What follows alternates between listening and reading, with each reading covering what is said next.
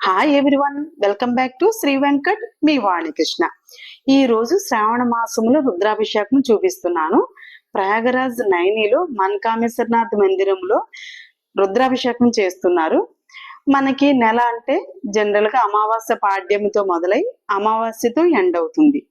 North ఇండియాలో మాత్రం పూర్ణమి పాడ్యంతో మొదలై పౌర్ణమితో ఎండ్ అవుతుంది. అంటే ఇక్కడ శ్రావణ మాసం స్టార్ట్ అయి 13 days అయిందనమాట. మనకి శ్రావణ మాసంలో వరలక్ష్మీదేవికి పూజ చేస్తాం. ఇక్కడ మాత్రం శివునికి ఆరాధన చేస్తారు. చాలా మంది ఇంటి దగ్గర కానీ ఆలయంలో కానీ రుద్రాభిషేకం చేయించుకుంటారు. కొంతమంది మాత్రం ఇంటి దగ్గరే మట్టి శివలింగాన్ని తయారు చేసి రుద్రాభిషేకం ప్రారంభిస్తారు. శ్రావణ మాసంలో ప్రతిరోజు శివలింగంపై జలము, బిల్వపత్రాన్ని మరియు పంచామృతాన్ని సమర్పించడం చాలా శుభప్రదంగా నమ్ముతారు. రోజు నేను టెంపుల్కి వెళ్తాను, రోజును చూస్తూ ఉంటాను.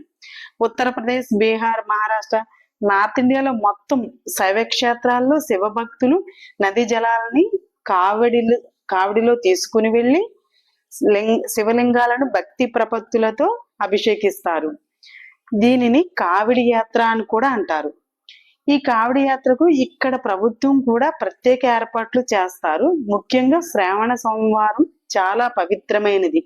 ఎక్కువ మంది భక్తులు రోజు శివాలయాన్ని దర్శించి శివునికి జలముతో అభిషేకం చేస్తారు. నేను చూస్తూ ఉంటాను.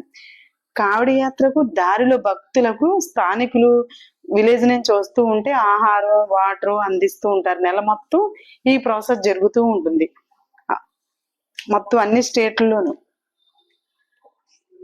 ఈశ్వరుని అభిషేక ప్రియోచి శివ అంటారు. శివుడు బోలాశంకరుడు కాబట్టి అభిషేక ప్రియుడు మరియు ఐశ్వర్య ప్రదాత అని కూడా అంటారు. ముందుగా అసలు స్వామికి రుద్రాభిషేకం ఏం చేశారో చూద్దాం. వస్త్రం కట్టారు. తరువాత అమృతంతో మొదట శివలింగానికి అభిషేకం చేశారు. అభిషేకం పూర్తయిన తర్వాత శివలింగాన్ని శుభ్రంగా కడిగి అలంకరించారు. పళ్ళు కూడా సమర్పించారు. తరువాత కూడా మళ్ళా కొత్త వస్త్రాన్ని కట్టి జన్యుదాగా వేశారు. పసుపు కుంకుమతో స్వామికి అభిషేకిస్తున్నారు. అసలు అభిషేకం అంటే ఏంటో చూద్దాం. ఓం నమో భగవతే రుద్రాయ అనే అభిషేక మంత్రంతో 24 రకాల ద్రవ్యాలతో అభిషేకం చేస్తారు. రుద్రాభిషేకం అనేది ఒక ప్రత్యేకమైన అభిషేక పూజ. రుద్ర అంటే శివుని ఆ జలము లేదా ఇతర ద్రవ్యాలతో అభిషేకించడాన్ని రుద్రాభిషేకం అంటాము. ఆ రుద్రాభిషేకం చూడండి, జలంతో చేస్తున్నది మనకు కనిపిస్తుంది వీడియోలో కూడా.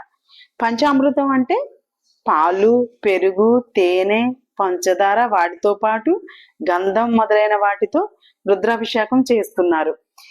వీటితో పాటు రుద్రం, నమకం, చమకం మరియు శివుని 108 నామాలు వంటి మంత్రాలను పఠిస్తున్నారు. ఇక్కడ శ్రావణ మాసంలో సాత్వికాహారం తీసుకుంటారు. నెల రోజులు శివ పూజ చేస్తారు. చాలా మంది ఉపవాసం ఉంటారు. ప్రముఖ శైవ క్షేత్రాలన్నీ శివదీక్ష భక్తులతో కిటకిటలాడుతూ నిండిపోయి ఉంటాయి. జై హర హర మహాదేవ్. నా వీడియో కనుక మీకు నచ్చితే సబ్స్క్రైబ్ చేయండి. Thank you for all watching. Me Vanikrishna.